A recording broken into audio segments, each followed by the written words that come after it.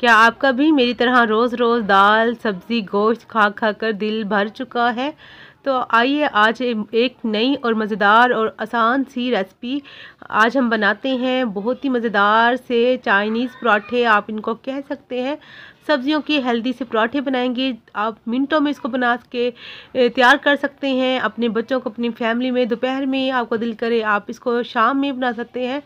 आप इसको सुबह के नाश्ते में बना सकते हैं। बहुत ज़्यादा हेल्दी सी चीज़ इसमें हम जो चीज़ें डालेंगे, बहुत ही आसान सी रेसिपी है। अस्सलाम वालेकुम, मैं हूँ ज़ारा। कैसे हैं आप सब? अल्लाह पाक से दुआ है अल्लाह पाक मेरे देखने वालों को हमेशा अपने घरों में हंसता मुस्कुराता रखे। इस प्यारी सी दुआ के साथ आज की मज़ेदार सी हेल्दी सी पराठों की हम रेसिपी स्टार्ट कर लेते हैं।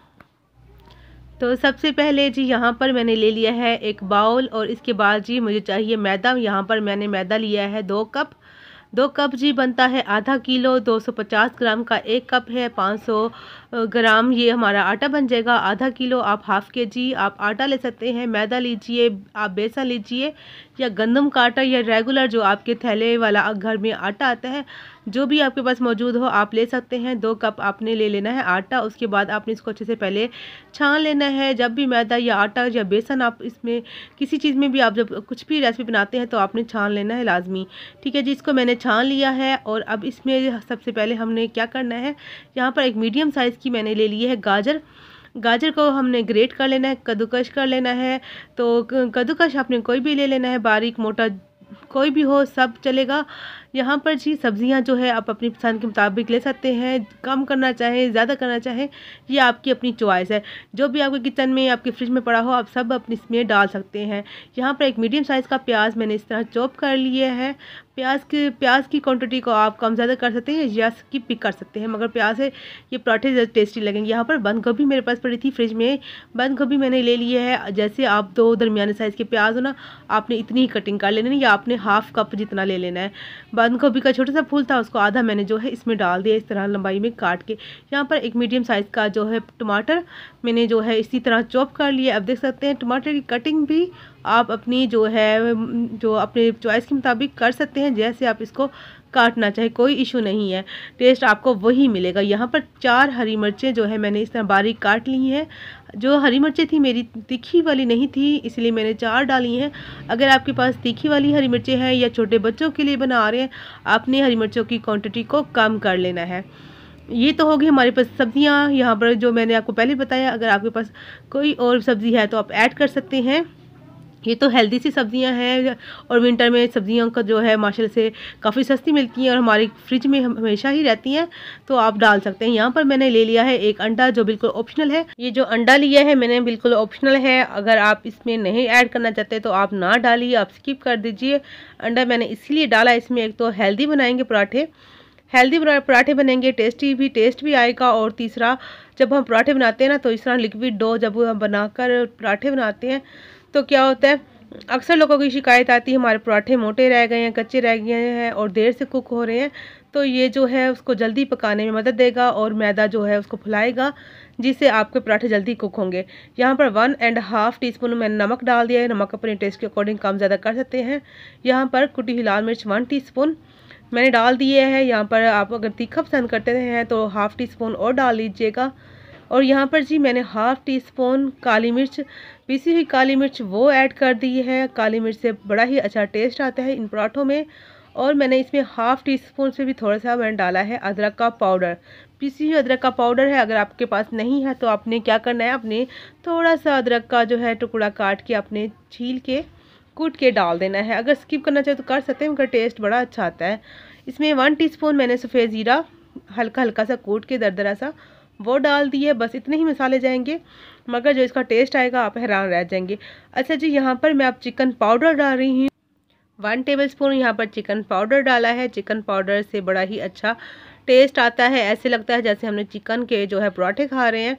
जो बच्चे सब्जियां नहीं खाते वो भी शौक से खाते हैं। अगर आप इसको स्किप करना चाहें चिकन पाउडर को स्किप कर सकते हैं, या इसकी जगह पर अगर आपके पास चिकन क्यूब्स हो वो डाल सकते हैं, या आप इसकी जगह पर जो आपके पास अगर चिकन थोड़ा सा है तो आप उसको बॉयल करके बोटियां समेत और उसकी यखनी समेत जो है आप इसमें डाल सकते हैं। पानी ना डालिएगा। यहाँ पर एक दरमियान साइज़ का मैंने जो लेमन है वो काट के डाल दिया है। लेमन ना हो तो सिरका भी ऐड कर सकते हैं। 1 टेबलस्पून आप सिरका डाल लीजिएगा अगर लेमन ना हो तो। यहाँ पर 2 चुटकी जो है 2 पिंच इसमें मैं जो है बेकिंग सोडा डाल रही हूँ, मीठा सोडा जिसको बोला जाता है, बेकिंग पाउडर नहीं।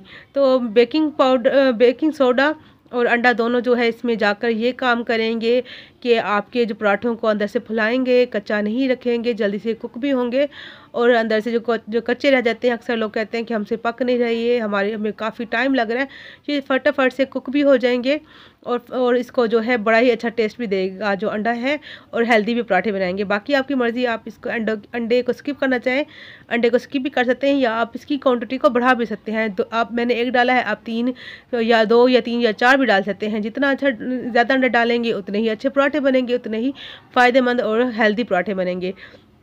बाकी जो है आपकी आगे चॉइस जो आपको अच्छा लगे। यहाँ पर जो है मैं थोड़ा थोड़ा पानी डालकर घोल लूँगी।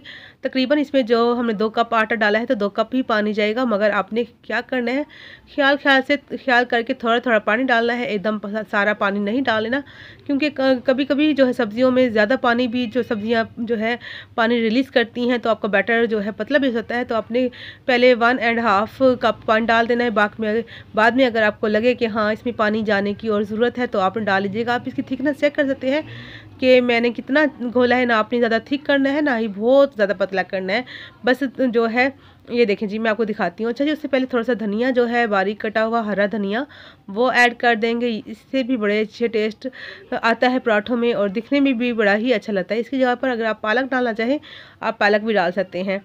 तो ये देखें जी, ये बैटर हमारा माशाल्लाह से तैयार है। मैं आपको दिखाती हूँ, इतनी थिकनेस हमें चाहिए।